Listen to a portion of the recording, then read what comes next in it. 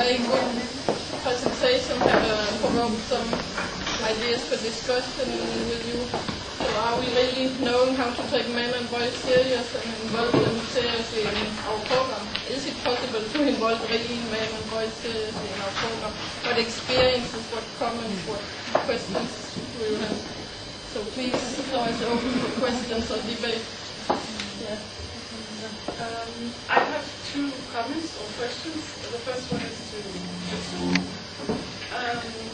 I noticed that you said that gender is a social construct, and you said therefore we can create the society we want, almost. And first of all, I think we could discuss, can we just change gender constructions into what we want to? And the other thing is, who decides what they are to be changed into? And another thing is also, why has it not changed before? What is it that needs to be done to change gender constructions? And most of all, I'm skeptical of this idea that there needs to become someone from the outside to change gender constructions. That was something to you. If I may make another comment to Jack, sorry. Just one thing about worries. I have written a thesis about two projects in Uganda where they try to involve men as partners, you might say. And the worry that I have after looking at this project is that, specifically in these projects, the rationale that they build upon is that men have a privileged position as head of the family. And therefore, we have to involve men, and therefore we have to make men change, and we have to redefine what makes a man. But when you say that, you are also reproducing the notion that indeed men are the head of the family. And that's sort of the worry that people have in these kind of programs, that you will reproduce the idea that men are necessarily the ones in control. I actually had an interview respondent that say they operate with this notion of gender equitable men, and she said when we say to men you have to be gender equitable, we also have to say, well, that doesn't mean you're not in control anymore. And I think that's very strange. There are really dilemmas that have to be tackled.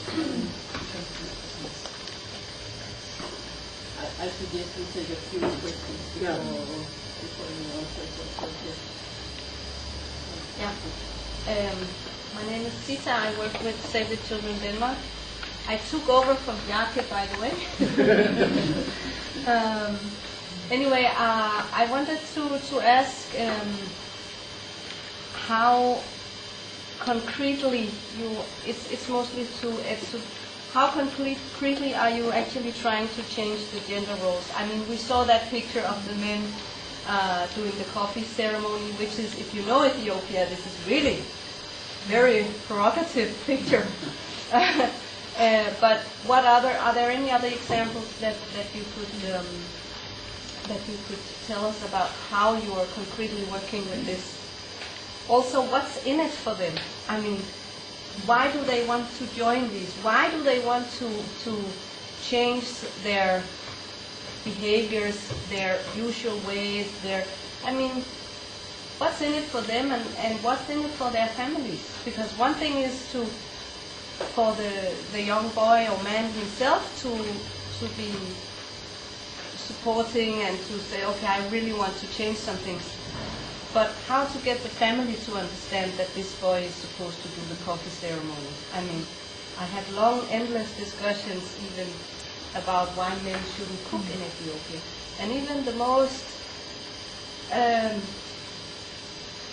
those who strongly support gender equality and so on say, well, men cannot cook. It takes so long time to learn it. You have to learn it since you're 4 years old, and it's just not possible. And I mean, these are gender experts and so on. So what's in it for the men? What's in it for their families? And finally, also,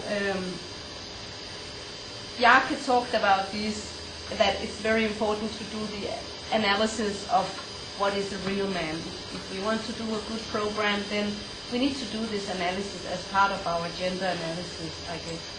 So have you done anything like that in this program? That would just be interesting to know. We take a few more questions, but there's so many, and many want to make some questions.